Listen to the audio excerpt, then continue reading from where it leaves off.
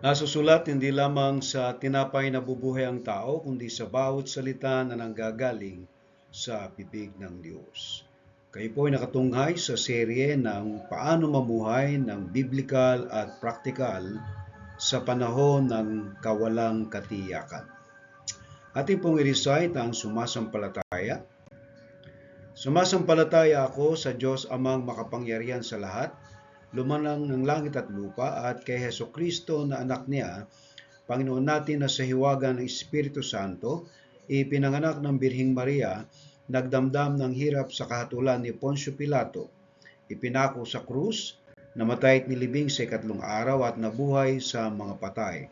Umakit sa langit at umupo sa kanan ng Diyos Amang makapangyarihan sa lahat. Doon nagmumula at napaparito upang humukom sa mga buhay at mga patay. Sinasampalatayanan ko ang Espiritu Santo, ang banal na iglesyang laganap, ang pagkakaisa ng mga banal, at kapatawaran ng mga kasalanan, ang kabuhayan ng katawan at ang buhay na walang hanggan. Siya nawa. Ang 10 utos. Huwag kang magkakaroon ng ibang Diyos sa harap ko. Huwag kang gagawa para sa iyo ng larawang inanyuan. Huwag mong babanggitin ang pangalan ng Panginoong mong Diyos sa walang kabuluhan. Alalahanin mo ang araw ng Sabat upang ipangilin. Igalang mo ang iyong ama at ang iyong ina. Huwag kang papatay. Huwag kang mangangalunya. Huwag kang magnanakaw. Huwag kang magbibintang sa iyong kapwa. Huwag mong imbutin ang anumang bagay ng iyong kapwa. Pagpalain nawa ng Diyos ang kanyang mga salita. Okay? So, blessed 2026 to you all. A blessed New Year po sa ating mga kapatid, sa ating mga kaibigan. Nanawa yung ating pagsalubong sa taon 2026 ay hindi lang masagana kundi mapayapa. Na ito ang kailangan ng tao sa buhay, meron man siya o wala. Ang kapayapaan na nagmumula sa Diyos. Alright? So, ang ating pong paksa ngayong gabi ay ang panalangin sa panahon ng pag-aalala. Alright? So, gaano ba kabisa ang panalangin? Gaano kakapangyarihan ang panalangin sa buhay natin? Ganun pa man ay tayo po ay mag-review ng ating mga paksa na tinatalakay. So sa nakalipas na 3 linggo ay natalakay po natin ang pananampalataya sa gitna ng bagyo. Ikalawa ay ang pag-asa sa panahon ng kadiliman. At ikatlo ay tinalakay po natin ang praktikal na pamumuhay ayon sa karunungan ng Diyos. At itong ikaapat na paksa po natin ay ang panalangin sa panahon ng pag-aalala. Okay? Meron po tayong 3 layunin ng mga sermon na ating tinatalakay every Sunday. At ang layunin nito ay palalimin ang ating pananampalataya at pag-asa at hubugin ang praktikal at banal na pamumuhay ayon sa karunungan ng Diyos. At ikatlo ay patatagin ang relasyon at pagkakaisa ng sambayanan ng Diyos. So ito po yung ating 3 layunin sa serye ng mga sermon na ito na tinatalakay po natin every Sunday. At ito ay para po mga bloke na pinagpapatong-patong natin at hanggang ito ay mabuo at ito ay tumaas at maging matibay na ating magiging sandigan sa panahon ng kawalang katiyakan. Alright? Ang panalangin sa panahon ng pag-aalala ay matatagpuan po natin sa Pilipos 4:6, talatang 6 hanggang 7. So kung kayo po ay may mga Biblia ay pwede po kayong sama sa akin, makisalo sa pagbasa ng talatang ito.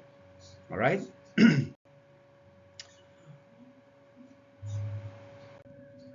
Huwag kayong mabalisa tungkol sa anumang bagay. Sa halip, hingin ninyo sa Diyos ang lahat ng inyong kailangan. Sa pamamagitan ng panalangin, may pasasalamat. At ang kapayapaan ng Diyos na hindi kayang maunawaan ng tao ang siyang mag-iingat sa inyong puso at pag-iisip dahil sa inyong pakikipag-isa kay Kristo Jesus.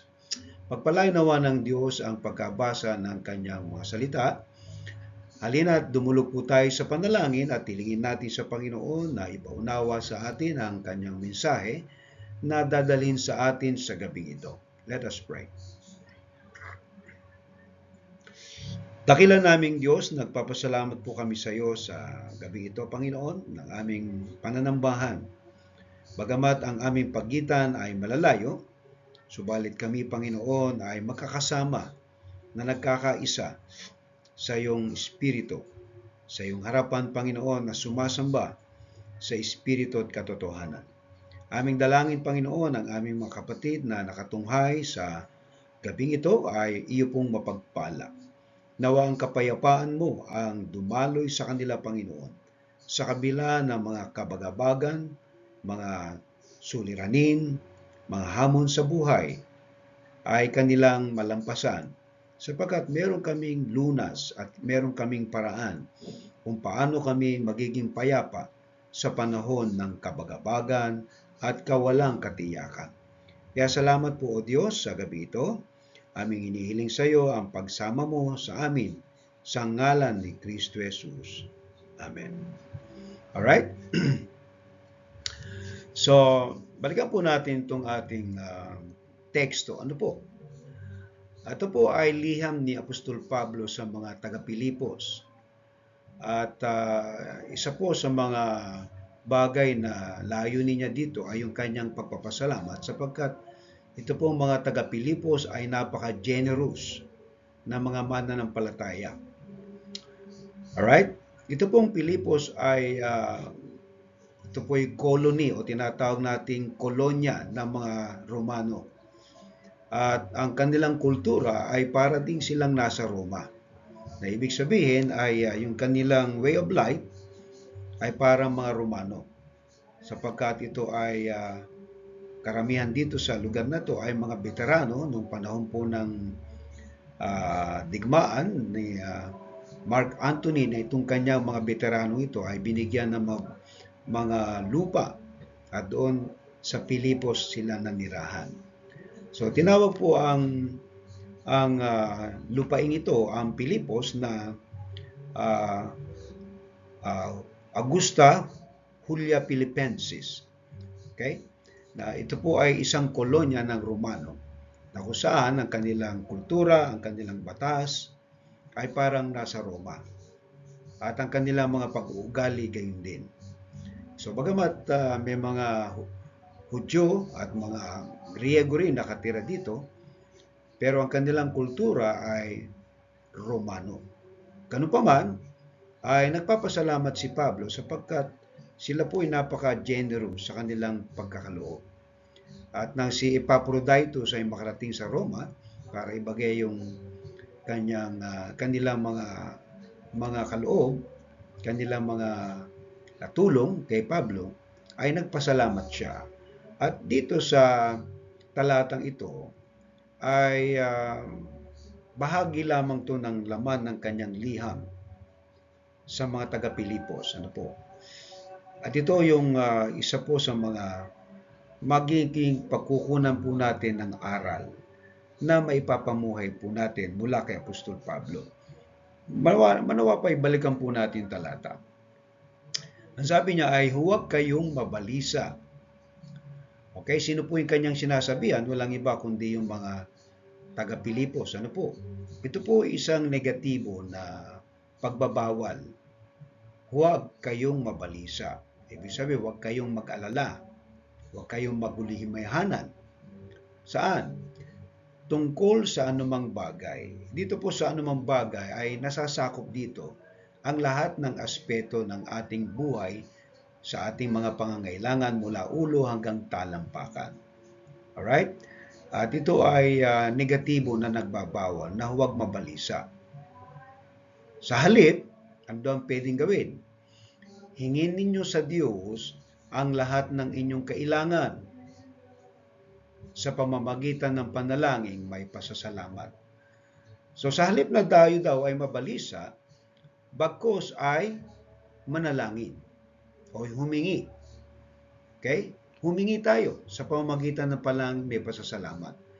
So, ibig sabihin, kapag ikaw ay nananalangin at pinasasalamatan mo sa Diyos yan kahit hindi mo pa tinatanggap, yan ay merong katugunan. Positibo kasi.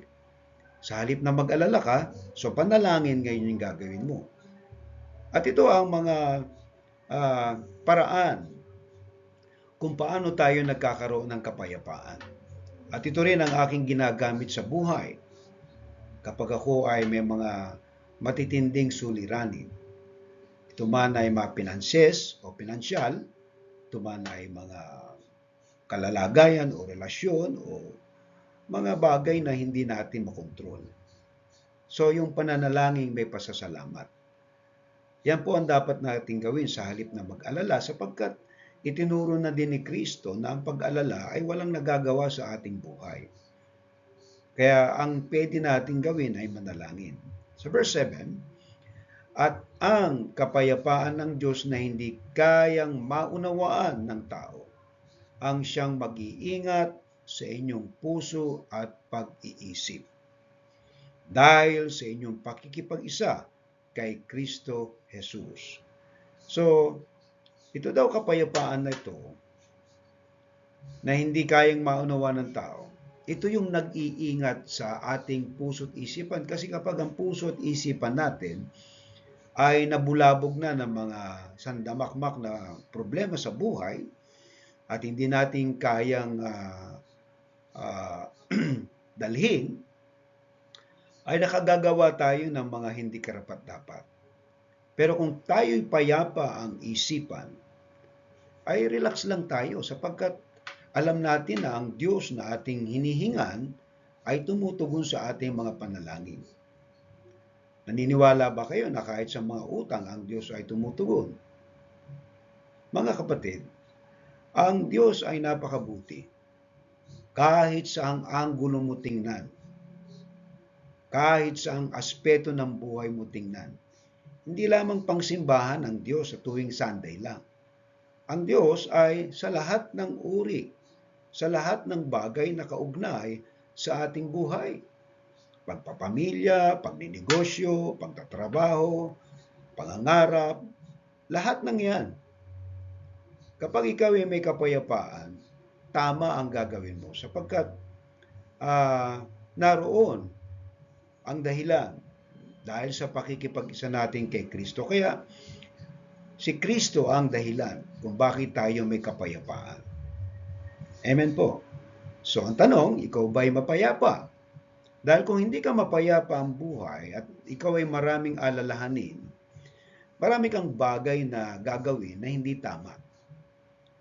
Kaya ang bilin ni Pablo ay sa halip na tayo ay mag-alala, tayo ay manalangin. Humingi tayo sa Diyos ng kailangan natin. Ang tanong, ano ba yung kailangan mo? Ano ba yung hinaharap mong problema ngayon? Okay? So tayo po ay iba't iba ang mga suliranin sa buhay ayon sa ating kakayahan. Yung iba, ang problema nila karamdaman. Ay matindi po yan. Kasi pag may karamdaman ka, hindi ka makakapaghanap buhay. At ikaw pa yung gumagastos. Masakit sa katawan, masakit sa bulsa, masakit din ito sa mga miyembro ng pamilya. Yung iba naman ay yung kanilang relasyon. Wala silang kapayapaan sa kanilang kapatid, sa kanilang pamilya, sa kanilang asawa, sa kanilang mga anak. Yung iba naman ay pinansyal. Maraming utang, maraming babayaran, hindi malaman kung ano ang gagawin. So may concern ba ang Diyos sa mga ganitong suliranin natin sa buhay? Mga kapatid, pag sinabi natin sa lahat ng aspeto ng buhay, kasi binanggit ni Pablo dito, sa anumang bagay, huwag kayong mag-alala. Amen. Kasi maraming tao po ang laging balisa at alala. Lalo na, nakalipas na yung Pasko, siyempre inaalala na pera, kakainin, ay papasok na naman ang taon na 2026. Halos, kung hindi tayo natututo sa bawat taon na pumapasok, hindi tayo mapapayapa. Alright? So, we only live one day at a time, one moment at a time. Kaya kung gusto mo maging mapayapa ka bukas, dapat maging mapayapa ka na ngayon. At yan, inaalis natin yung lahat ng pag-aalala. Itinuro na ni Kristo sa atin na kung mga ibon nga ay hindi nagtatanim pero kumakain, tayo pa kaya? Amen. So sapat lang yung kailangan natin sa araw na to para tayo makasalba. Kahit sabi ko nga sa inyo, kahit sa mga bayarin sa utang, ang Diyos ay concerned at pwede kanyang tulungan kung ikaw ay hihingi sa Kanya. Amen po. Alright, now, analyze po natin itong tatlong katanungan dito sa talatang ito. Unang tanong natin, ano daw po ang ipinapahiwatig ng utos na huwag kayong mabalisa sa konteksto ng pananampalataya? Ipinapahiwatig nito na ang pagkabalisa ay hindi lamang emosyonal na kalagayan, kundi spiritual na hamon. Hindi sinasabi ng talata na mawawala ang mga problema, hindi po. Kundi, inaanyayahan ang mananampalataya na piliing ipagkatiwala sa Diyos ang mga alalahanin. Ang tanong nga natin kanina, ano ba yung inaalala mo? Iyon, ipagkakatiwala mo sa Diyos. Ang pananampalataya po ang nagiging aktibong aktibo po na sulong, ano po, hindi po yung passive na pag-iwas sa realidad. Okay? Hindi po nating pwedeng tanggalin yung problema kasi yung problema nariyan yan eh. Pero hindi na ibig sabihin na nga, sabi nga natin, na nanalangin ka, magic nawawala agad ang mga problema mo sa buhay. Hindi po ganun yun. So ang maganda dito, kapag yan ay ibinigay mo sa Diyos, pinagkatiwala mo sa Diyos, nagkakaroon ka ng kapayapaan. Pwede kang makatulog ng mahimbing na hindi mo inaalala yung babayaran mo bukas, yung mangyayari bukas, sapagkat payapa ka ngayon. Dahil ang Diyos ang may hawak ng lahat. At isa sa magandang susi dito na makikita natin, na itong pagkabalisa, na mawawala ito talagang kapag ang Panginoon ay nasa iyo hindi mo ka mag-aalala. Dahil siya ang humahawak ng lahat ng yan. Pero hindi nangangahulugan na wala ka ng problema. Meron pa rin. Kaya lang mapayapa ka. Ibig sabihin, hindi ka apektado ng mga pangyayaring yan sa buhay. Naintindihan po? Okay? So ang bilin, huwag tayong mabalisa. Ikalawa, bakit daw mahalagang samahan ng pasasalamat ang panalangin ayon sa talata? Di ba nagpray tayo at nagpasalamat na tayo sa Diyos. Katulad ng panalangin ni Hana nung siya'y namumroblema at wala siyang anak, pagkatapos niyang magpanalangin nagpasalamat siya. Pero doon sa dalangin niya na humihingi siya ng anak, wala pa, hindi pa dumadating. And it takes time bago dumating. Pero nagpasalamat na siya. So sa ating pananalangin, ganun din. Ano po? Ang pasasalamat po ay nagpapalit ng focus. Mula dun sa kakulangan, tungo sa pagkilala sa katapatan ng Diyos. Sa analytical na pananaw, ito po ay isang anyo ng pananampalatayang nag-aangking na ang Diyos ay kumikilos na kahit hindi pa nakikita ang sagot. Kasi nagpasalamat ka na At yan, ang hinihiling mo, yung kailangan mo. At may sagot na ang Diyos dyan. Kaya lang, hindi mo pa natatanggap. Pero nagpasalamat ka na. Bakit? Kasi po ang pasasalamat ay nagpapatibay ng tiwala at nagpapalalim ng ugnayan sa Diyos. Ganoon tayo dapat manalangin. Nagpasalamat ka na. Ihiniling mo sa Diyos na makabayad ka sa utang, ay salamat Lord. Meron kang sagot. Totoo po yan. Ang Diyos ay hindi una at hindi huli. Timing siya. Alright? Ako'y marami ding mga obligasyon na dapat na bayaran. Pero grabe ang Panginoon. Isa po sa mga alalahanin pagka ikaw ay nag-60 na yung retirement na tatanggapin. Eh, sa totoo lang po talaga isang malaking regret kasi hindi ako nakapaghulog ng aking SSS. Kaya wala akong retirement benefits. Pero nakapaghulog ako, siguro yung lump sum makukuha ko, pero hindi ko pa nakukuha. Ay pwede kong makuha yan. So, sabihin, wala akong magiging regular na income. No? Isa pong alalahanin yan pagka 60 years old na. Pero ang pinagtataka ko lang ay yun nga, wala akong income pero grabe naman ibinigyan ng Diyos, binigyan ako ng napakaraming credit card. Ay 5 yung credit card ko eh. Kaya lang, credit yan, uutangin mo yan. So yan, babayarin mo rin yan. Pero grabe, kahit na sa dami na yan, ang Diyos ay katuwang mo sa pagbabayad na para makabayad ka kasi kailangan mo eh.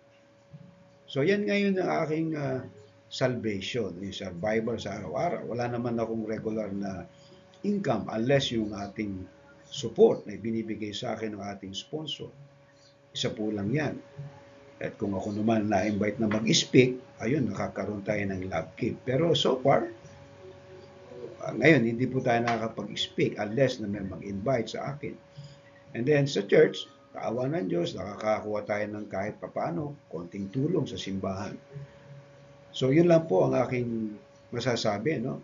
Kasi yung panalangin na talagang pag hiniling mo sa Diyos, ibibigay ng Lord yan kasi ganun siya tumugon sa panalangin. Nagpapasalamat ako niyan kasi grabe, yung deadline pag dumating na yan, pag hindi ka nakabayad dyan, yari ka. Papatong yun. Pero salamat sa Diyos, ang aking dalangin ay talagang alisin na yan. Pero nariyan ang realidad, hindi agad mawawala yan. May process dyan at merong gagawin paraan. So hindi nga ako nabigyan ng benefits pero may ginagawa naman tayo. Tayo ay merong lupang sinasaka for the meantime at nagtanim na tayo niyan pero hindi pa umaani. So ang aking dalangin ay talagang umani sa mga pananim na yan. Na meron kaming 1,000 square meters na sinasaka ngayon.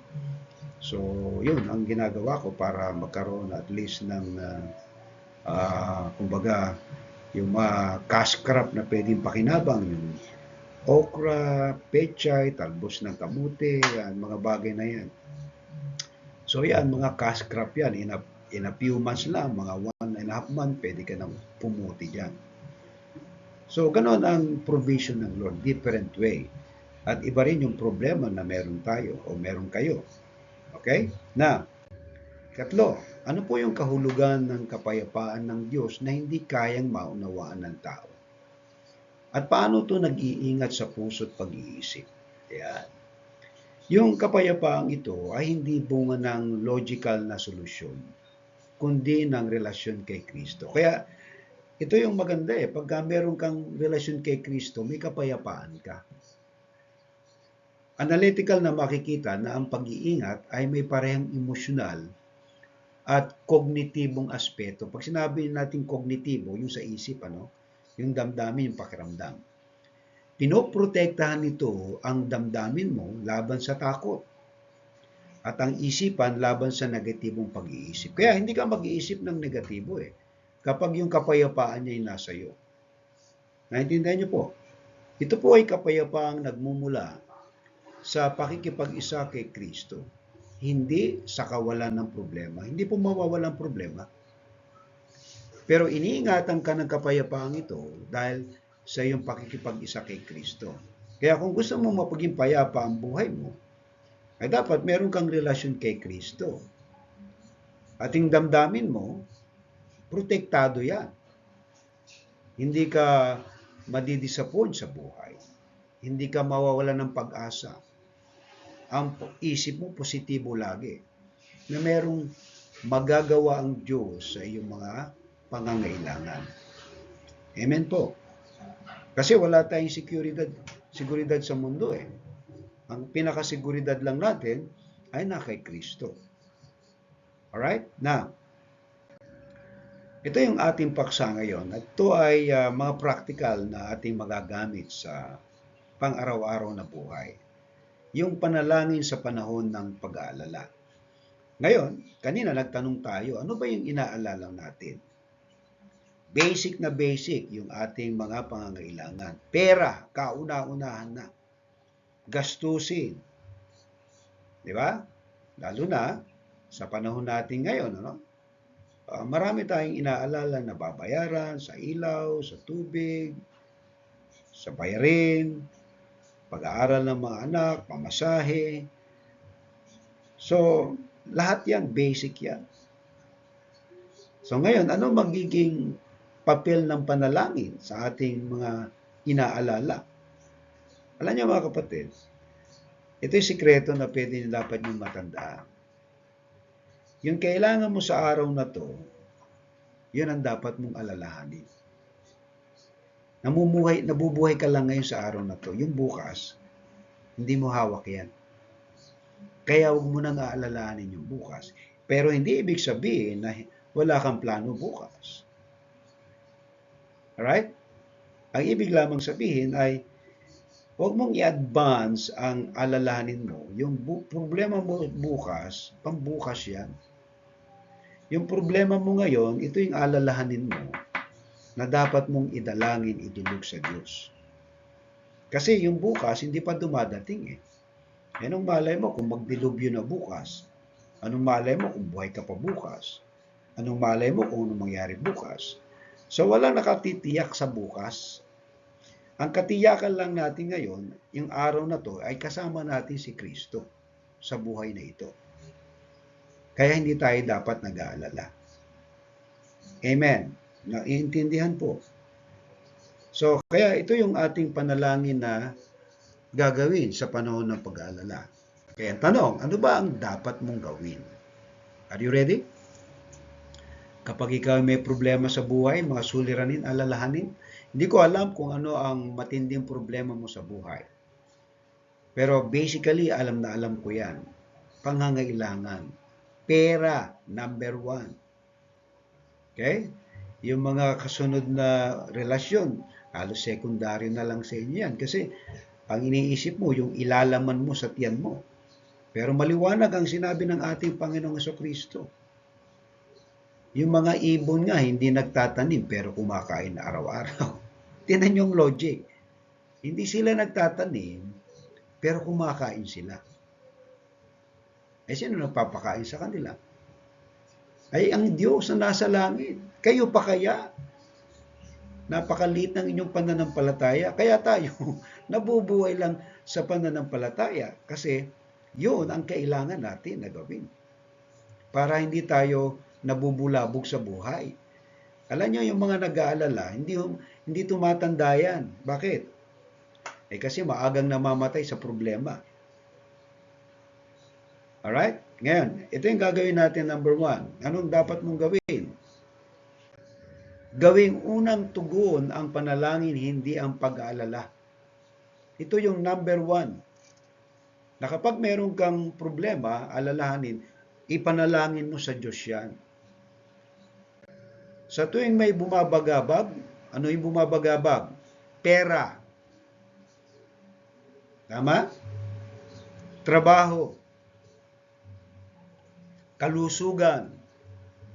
O relasyon. Basic yan. Sanayan ang sarili na agad itong idulog sa Diyos sa panalangin bago pa lumalim ang pag-aalala. Kasi, yung problema nariyan na yan eh. Hindi mo maalis yan. Laging nariyan yan. Pero lumalalim yan, lumalaki yan, dahil sa tindi ng iyong pag-aalala. Naintindihan niyo po? Ngayon, ano ang ating panglaban dyan? Aba, idulog mo sa Diyos. Ang sabi doon ay, hingin ninyo sa Diyos. Sa pamamagitan ng panalangin, may pasasalamat. Ibig sabihin, pag nanalangin ka, nagpasalamat ka na, Panginoon. Itong aking babayaran sa araw na ito, kailangan ko po. Ano gagawin mo? Meron bang himalang? Meron, may himalangan nangyari. Kahapon nga, may babayaran akong, hindi ko alam, deadline ko na pala yung 1,007, salamat na lang sa Diyos. May tugon ng Diyos sa panalangin. Oh. So may mga ginagamit ng Diyos na mga paraan para yan ay matugunan. Okay? So, yung panalangin na yan, na kapag tayo naniniwala, talagang ang Diyos ay tumutugon kasi nagpasalamat ka na eh. Meron tinatawag na panalangin na kailangan mo outright, talagang dumadating. May mga panalangin na nadidelay, pero hindi ibig sabihin, hindi sinagot. Nangyari, makalawang araw pa bago dumating. So, sumagot din ng Diyos yung panalangin mo. Kaya ito yung number 1 na magiging tugon natin kapag tayo may alalahanin sa buhay.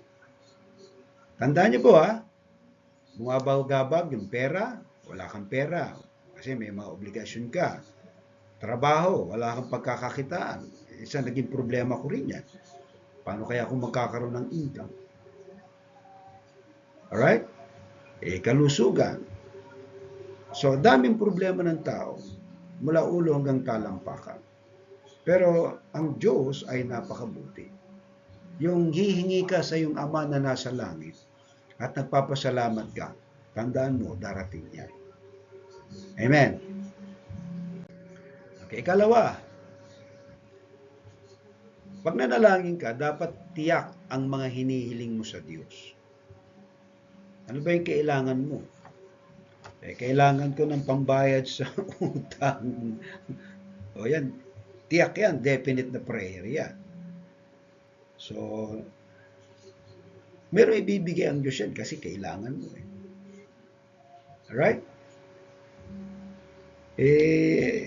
Hindi ko malaman kung ano yung minsan nakakagulat nga, minsan nagtatanong din ako kung bakit. Kasi meron akong mga credit cards, ang dami kong credit cards. Siyempre, pag umutang ka, babayaran mo yan. Paano ako nakakabayad? Ito nga yung himala hindi ko maintindihan kung paano nangyayari. So God is providing the needs in time kapag kailangan mo talaga. Talagang may mga magaganap, may mga mangyayari. Alright? So yung kailangan mo, yung tiyak dapat ang hinihiling mo sa Diyos. Yun, pag sinabi nating tiyak, particular, kung anong needs mo, yun ang hilingin mo sa Diyos. Alright? Kasi yun ang kailangan mo sa araw na yan. Meron kasi tayong prayer na advance.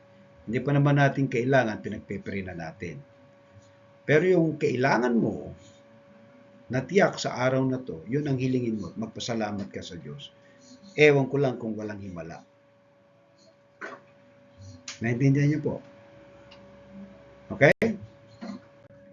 Hindi lamang pangkahalatang panalangin tinutukoy ng talata, kundi malinaw at tapat na pagsasabi ng mga pangangailangan. Nakatutulong ito upang mas maunawaan mo rin ang sarili mong takot at inaasahan. Marami tayong kinatatakutan. Yung bukas, actually, kinatatakutan natin kasi wala tayong katiyakan. Ano ba, may pera ba tayo bukas? Ano ba, okay ba tayo bukas? Wala Pero ang tiyak lang natin dito sa araw na to, kapag hiniling natin sa Diyos, yung kailangan mo, particular, ibibigay ng Diyos yan. Kasi kailangan mo. Amen. Okay? Ikatlo. Okay? Yung una, gawin natin unang tugon ng prayer. Yung ikalawa ay maging tiyak doon sa ating hinihingi kung ano ba yung kailangan natin. At itong ikatlo, isama ang pasasalamat kahit sa gitna ng pagsubok. So marami tayong mga trials, pagsubok, mga hamon sa buhay. Yung kawalan, kasi tayo ay nagkakaroon ng mga question kung bakit nangyayari yan. So kaya ginagawa natin, kapag tayo humiling sa Diyos, nagpapasalamat na tayo. Alright? Hindi tayo nagpapasalamat dahil natanggap na natin. Kumbaga, yung hawak na natin, hindi. Kahit hindi pa tayo tumatanggap, nagpapasalamat na tayo. Dapat ganun ang ating attitude sa pananalangin. Kasi in the spirit world, alam ng Diyos yan eh. Pero nagpasalamat ka na. Kumbaga, sa spirit, hindi mo nakikita eh. Pero yung realidad, wala pa. Ngayon, kung nagpasalamat ka na in the spirit, yung realidad darating na yan. On the way na yan. Material things yan eh. Alright? Now, ang pasasalamat ay nagbabago ng pananaw. Kapag nagpapasalamat ka, naaalala mong may mga pagpapala pa ring nararanasan. At nababawasan ng kapangyarihan ng pag-aalala sa iyong isip. So yan ang sikreto dyan. Kapag nagpasalamat ka na, yung mga alalahanin mo sa isip mo, nawawala yan. Kumbaga nalulusaw. Kasi nagsisimula sa ideya eh. Lumalaki, inaalala mo, lumalaki yan, hanggang sa tabunan ka na, hindi mo na kayanin. Pero kung ikaw ay nagpapasalamat sa Diyos, kinikilala mo ang Diyos na tumugon na sa iyong panalangin. Amen. So kung gano'n ang ating mga attitude, matatanggap natin yung ating hinihiling sa Diyos. At tayo'y mapapayapa sa ating pamumuhay. Amen? Okay. Ika-4, 5 lang to. Ipagkatiwala sa Diyos ang iyong kapayapaan, hindi sa sitwasyon. Hindi yung sitwasyon na ibibigay mo, ang pinagkakatiwala mo sa Diyos, yung kapayapaan ng puso at isipan. Kasi kapag ang ating isipan ay nabulabog, alam niyo, merong mga hindi nakakatulog. Merong balisa, hindi mapakali kung anong gagawin. Kaya yung kapayapaan ay dapat nating ipagkatiwala sa Diyos. Yung kapayapaan niya ang ating maranasan. Naintindihan po? Kasi pag payapa ka, hindi mo alalahanin yung mga inaalala ng mundo, kung anong kakainin mo, kung anong iinumin mo, kung saan ka titira, anong mangyayari sa iyo. Kasi ang Diyos ang may control ng lahat. Amen. Ipinapangako ng talata ang kapayapaang hindi nakabatay sa solusyon ng problema. Tingnan niyo po ito ha, hindi sa solusyon ng problema kundi sa presensya ng Diyos. Kaya yung presensya ng Diyos kapag nasa atin yan, ang mga problema nag-aalisan eh. At nag-a-attract ka ng, kumbaga yung kapayapaan niya nasa iyo, ito na yung natural na system na nangyayari. Yung mga problema mo na inaakalang malaki, wala eh. Ang Diyos ang gumagawa ng daan at paraan. Kaya hindi ka namumroblema. Kasi yung presensya niya ang nasa iyo. So matutong magpahinga sa Kanya kahit hindi pa malinaw ang sagot. Kumbaga, pinagkatiwala mo, hiniling mo sa Diyos, bahala ng Diyos dyan. So, kampante ka na. Hindi mo na inaalala. Siguro, tanong paano ba yung pastor? Hindi ko maintindihan. Simple lang eh. Yung nanalangin ka, ano bang kailangan mo sa araw na to? Kailangan mo ng pambayad sa utang. Kailangan mo ng kakainin.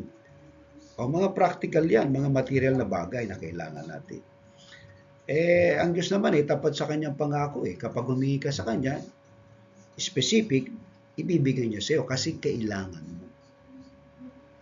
Naintindihan niyo po? At ikaw ay nagpasalamat na. Kaya mapayapa ka na. So, dumating yan sa mga punto ng buhay natin kapag tayo namumroblema. Lalo na kapag ikaw ay nadaya, na-scam ka, naloko ka. So, alalahanin po yan kasi may mga involved na pera. Pero isang solusyon lang talaga dyan, yung panalangin. Na idulog mo talaga sa Diyos yan. At ang Diyos ng kapayapaan ang mag-iingat sa puso at isipan mo na hindi ka matitigatin. Hindi ka mawawalan ng direksyon. Tama pa rin yung gagawin mo. Yung mga taong nag-aalala, dahil sa alalahanin ng problema, nagko-compound lalo ang problema. Bakit? dinadagdagan nila ng panibagong problema. Na kasi mali ang ginawa nila eh.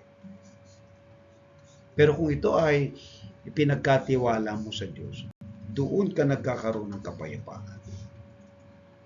Amen. Okay? So, ikalima. Okay? Re-reviewin ko lang, itong palima na natin eh. Yung una, so anong gagawin natin kapag tayo ay may mga kabagabagan o mga alalahanin sa buhay? Gawing unang tugon ang panalangin. Right? Hindi po Bombay agad ang tinatakbuhan natin o hindi tao. Kundi dumudulog tayo sa Diyos una. Diba? Ginagawa nila, nagbabasa ng Bible, nananahimik, nagpe-pray yun. Ikalawa, maging tiyak ang hinihiling mo sa Diyos. Kung ano bang kailangan mo, yun ang hingin mo sa Kanya. Ibibigay niya yan. Definitely. Sigurado yan. Ikatlo, isama ang pasasalamat sa mga hiniling mo sa Kanya. Apat, ipagkatiwala sa Diyos ang iyong kapayapaan. Kapag yan ay ginawa mo, sa number 5, pangalagaan ng puso't isip sa pamamagitan ng pakikipag-isa kay Kristo. Ito ang nagagawa ni Kristo sa ating buhay kapag tayo ay laging malapit sa Kanya. Alright? Napapangalagaan natin ang ating puso kasi yung disappointment, yung takot na ating nararamdaman, yung ating isip na kulang sa pag-iisip na hindi kayang abutin yung mga problema. Kasi spirito yan eh. Kaya kailangan mo din talaga ng spiritual factor para labanan yan. At ito ay yung presensya ng Diyos sa ating buhay. Walang iba kundi ang ating Panginoon. Kaya yung ating pakikipag-isa sa Kanya, huwag tayong lalayo. Kapag tayo lumayo, doon tayo nagiging mas malaki ang problema. Naintindihan niyo po na mali-mali ang mga gagawin natin sa buhay. Yung mga problema na pinapatungan po ng problema. Okay? Pero kung si Kristo, ang ating Panginoon na sinusunod, sinasamba, pinagtitiwalaan, so hindi tayo mababalis at mag-aalala. Dahil kasama natin siya. Ang regular na pananalangin, ayan po, nabanggit natin kanina, pagbabasa ng salita ng Diyos at pagsunod kay Kristo ay nagsisilbing bantay laban saan? Sa iyong takot, sa iyong mga kinatatakutan, sa negatibong pag-iisip at kawalan ng pag-asa. Ito yung magiging bantay mo sa iyong sarili. Yung number 1, basic prayer, Bible reading, at pagsunod sa ating Panginoon kung anong inuutos niya. Sabi niya, lumapit kayo sa akin at kayo bibigyan ko ng kapahingahan. So kung tayo ay pagod na sa ating mga problema sa buhay, wala tayong ibang pwedeng gawin kundi lumapit sa Panginoon. Paano natin siya lalapitan? Manalangin. Magbasa ng Biblia kasi yun ang paraan. Alright? Para tayo makakonect sa Kanya. Alright? So mga kapatid, conclude natin ito. Itinuturo po ng Pilipos chapter 4 verse 6-7 na palitan ang pag-aalala ng panalangin. Sa halip di ka mag-alala, manalangin ka. Malinaw na ipahayag ang mga pangangailangan sa Diyos at panatilihin ang pusong mapagpasalamat kahit sa gitna ng pagsubok. Sa pagtitiwala sa Diyos, hindi sa mga sitwasyon. Alright? At sa patuloy na pakikipag-isa kay Kristo. Natatamo ang kapayapaang nag-iingat sa puso't isipan laban sa takot at panghihina ng loob. Kaiba po pag natakot ka na at saka pinanghinaan ka ng loob. Mali-mali na ang gagawin mo. Kaya nga, sa halip na tayo ay matakot o panghinaan ng loob, manalangin tayo. At tayo lumapit sa ating Panginoon. Okay? Ito po yung hamon natin ngayon. Una, ang hamon na automatikong pag-alala, madalas mas mabilis ang reaksyon ng tao. na mag-alala kaysa manalangin. Lalo na kapag biglaan at mabigat ang problema. Ang pagputol sa nakasanayang siklo o cycle ng pag-aalala ay nangangailangan ng disiplina at espiritual na kamalayan. Kasi nagiging cycle po yan. Yung kapag may problema ka, alalang-alala ka. Pero kung magiging cycle din sa'yo, kapag may problema ka, hindi lang may problema, yung pananalangin. Kasi yan po talaga ang susi na tayo magkaroon ng kapayapaan. Okay? Kalawa, ang hamon na pasasalamat sa gitna ng sakit at kawalan ng katiyakan. So paano ka kaya magpapasalamat kapag ikaw ay mayroong nararamdaman? Kapag ikaw ay walang inaasahan. So hindi madaling magpasalamat kapag may pinagdadaanan na pagsubok. Mahirap po. Yung halimbawa ikaw ay nasunugan, halimbawa ikaw ay may karamdaman, nagpapasalamat ka, halimbawa nawalan ka ng pera, mahirap pong gawin niya magpasalamat, pero ito yung kailangan kapag nananalangin ka, magpasalamat ka doon sa problema mo, may tugunan ang Diyos diyan. Ang damdamin ay madalas sumasalungat sa utos ng salita. Kahit kinakailangan ang pananampalataya lampas sa iyong emosyon, lampas sa nararamdaman mo. Kaya nga kailangan nating spiritual intelligence. Ang spiritual quotients natin dapat pataasin. Paano tataas ang ating spiritual quotients? Kung hindi naman tayo patuloy na nakikinig, nag-aaral, nagbabasa ng Biblia. Kaya tayo merong daily from Tuesday, Wednesday, and Thursday. At pag nakikinig kayo ng salita ng Diyos, tumataas ang inyong spiritual intelligence. At kapag mataas ang spiritual intelligence, mas naiintindihan mo ngayon na nangyayari. Na hindi ito labanan ng laman, kundi labanan ito ng espiritu. Pag matatag ang espiritu mo, kaya mo ang lahat ng mga problema na darating sa buhay mo. Katlo, ang hamon ng pagtitiwala sa kapayapaan ng Diyos kahit walang agarang sagot. Alam niyo mga kapatid, kahit na may problema ka, pero napayapa ka, may sagot na ang Diyos sa iyo. Maraming tao nakadarama ng kapayapaan lamang kapag nalutas ng problema. Alright? Pero yung kapayapaan na payapa ang puso't isipan mo, kasi yung bigat ng problema na dumating sa iyo, na ikarga mo agad sa Panginoon.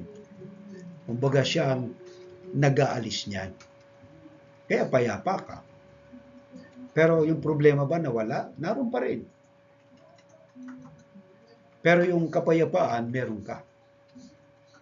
So yun ang kailangan natin.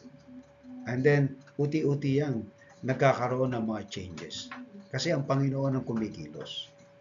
Ang pagtanggap sa kapayapaan ng Diyos habang nananatili pang sitwasyon ay isa pong malalim at patuloy na hamon sa pananampalataya. So yung pananampalataya natin ang hinahamon dyan.